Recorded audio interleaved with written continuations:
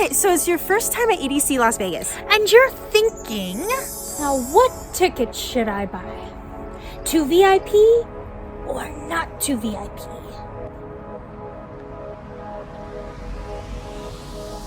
Where we were gonna stay, to camp or not to camp?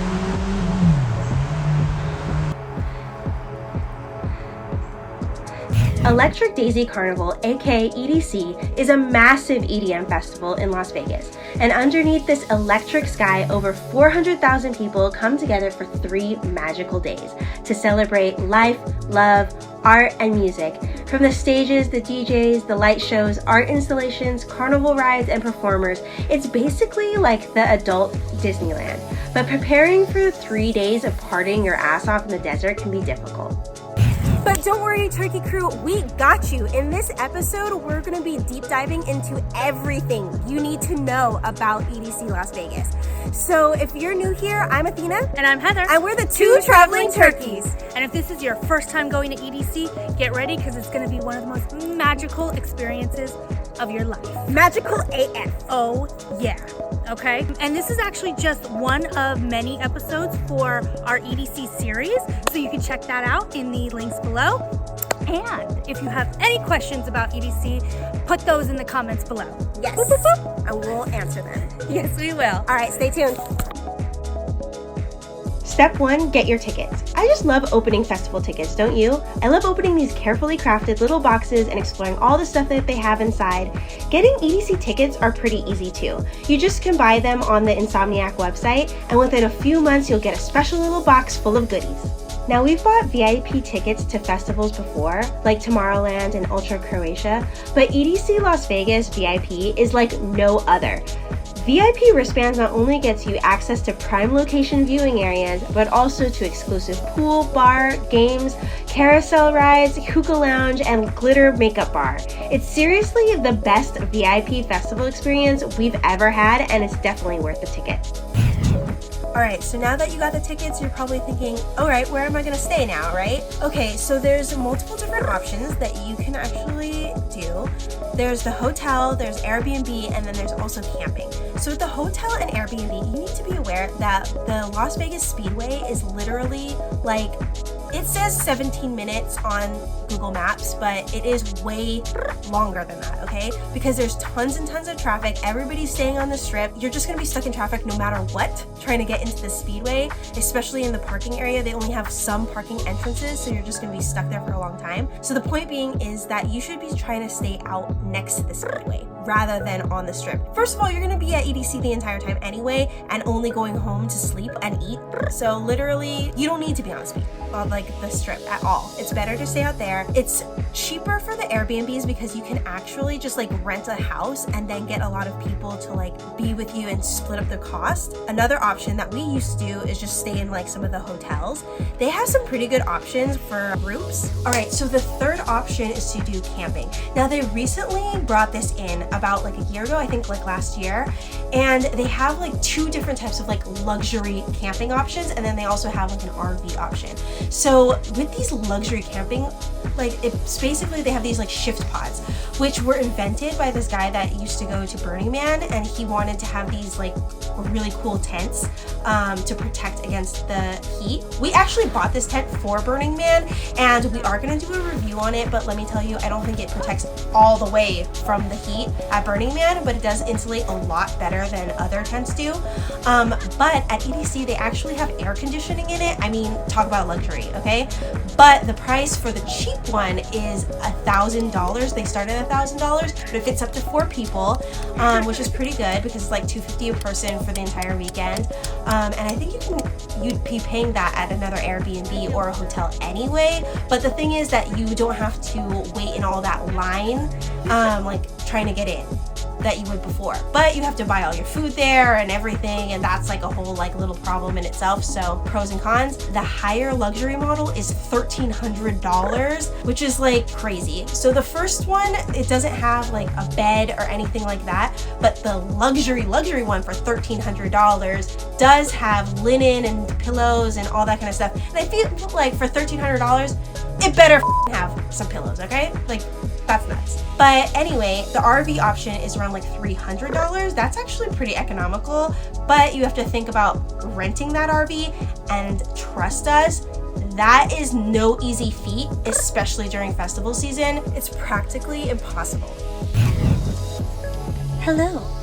So, you're probably wondering, how the hell do I get to EDC? Well, there are multiple avenues you can take. One being, of course, you can fly.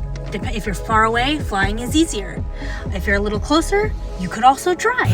Now, if you decide to fly, something you need to know, and it's very important, you do not fly in on Friday.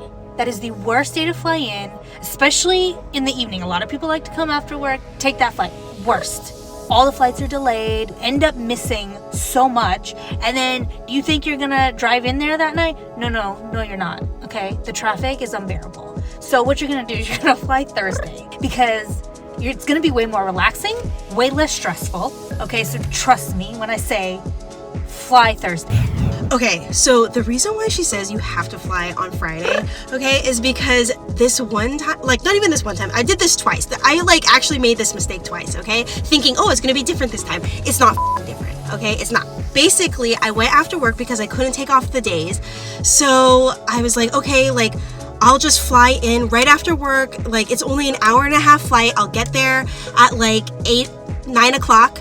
You know what I mean? Even if it'll be delayed, hopefully it'll only be delayed for an hour, and I'll get there at 10, and then like I already have like half of my outfit on. I'll just like throw it on in the car right before the event. No, that doesn't work out, okay? Because all the flights are delayed until like midnight, because everybody's trying to do the same thing. They're trying to fly in, and then like the airport is just packed. It's insane, okay? And then just to get to EDC, it is straight up like 2.5 hours of traffic. Like on the map it says 17 minutes. It's not 17 minutes, okay? And you're f***ing stuck, and then you miss stuff. Okay, like the last time I did this, I was going for my friend's wedding at EDC, and I missed it because the wedding was at 2:30 in the morning, and my flight was supposed to get in at 9 p.m. I thought I had plenty of time to make this wedding.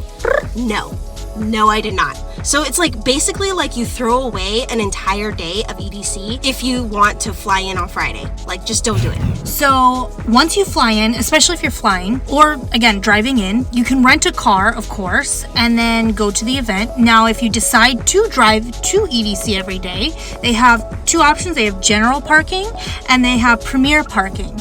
Now general parking is free, but here's the kicker. If for some reason you get stuck in traffic for too long or you decide to go late, they close at 10 p.m. so you won't be able to park because the parking lot gets full at that time. So you'll be totally screwed. Now, if you say hell no with that and you want premier parking, it's $130, but totally worth it. But it's $130 per car. So if you choose to do that option, you get to park in this awesome spot where you get easy access in and out because it's close to the freeway.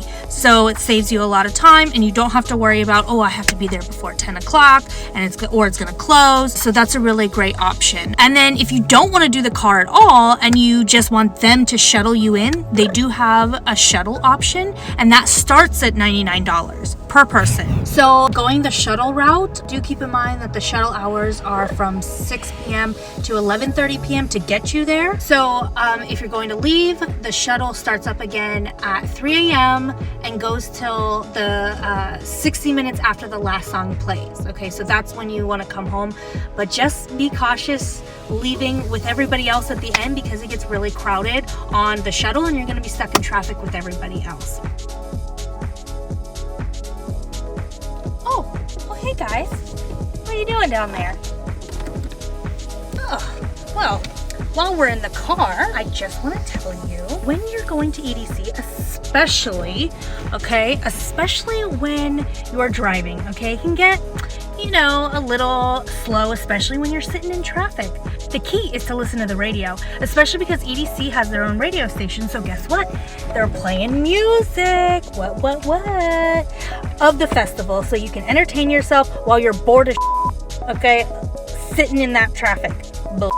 But at least you got a little music to entertain yourself while you're doing it. So yeah, you'll definitely want to sit there and listen to that great music and rave it up in the car until you get there. Listen. Yeah, but you gotta think about the lines, right? Like what happens once you get there? So you're like all excited, like, oh my gosh, this is so freaking awesome. But then, oh my gosh, let's get out of here first. So you're all excited about getting there, but then you're like, dude, this line is like absolutely ridiculous, you know, because you have to walk so far just to get to the line, and then it's this huge line that you're like locked into for like 30 minutes. And then it used to be really bad, like they used to really, you know, really check everywhere, if you know what I mean. Okay, and I was kind of like, dude, should you be buying me dinner first? I literally said that to the security guard, okay? But now, like, I went last year and it was not even that bad. Like, they barely check you for anything. I think maybe they got a lot of people complaining about that or something like that. So, I mean, that's definitely better. Okay, but the thing about EDC is you want to go to one of the front entrances near the speedway, because that is literally the best spot. You basically go through this like dark entryway and then you walk out top of the stadium and you can see everything.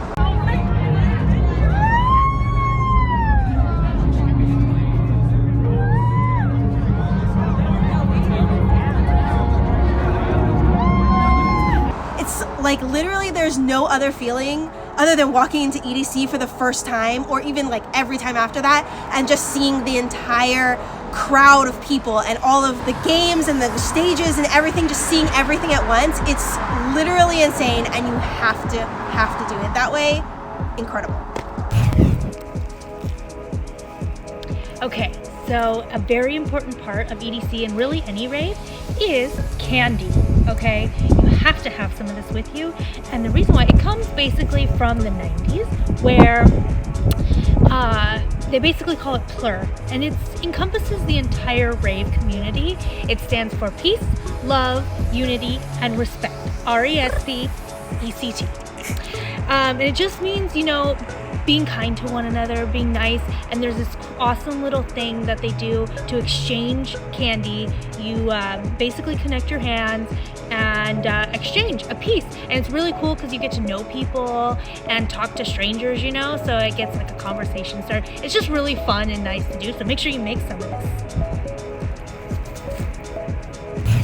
All right, so the sun is setting, Turkey Crew, on us and this video. Yes. Basically, like, there is so much information about EDC that we didn't have enough time in this video to really talk about it. But we did deep dive into it in other videos, like what not to wear and... What not to wear? What not to wear? Oh yeah. What to wear. What to wear. And how to survive. And we're doing another video on what does it really cost to go to EDC, you know? Definitely need to know all of that. Yeah, so definitely check out our series. And don't forget to subscribe. Hit that subscribe button. Yeah, and follow us on Instagram. Yes. What? You know? All right, till next time, Turkey Crew, we out. Yeah. Yes. And you're thinking...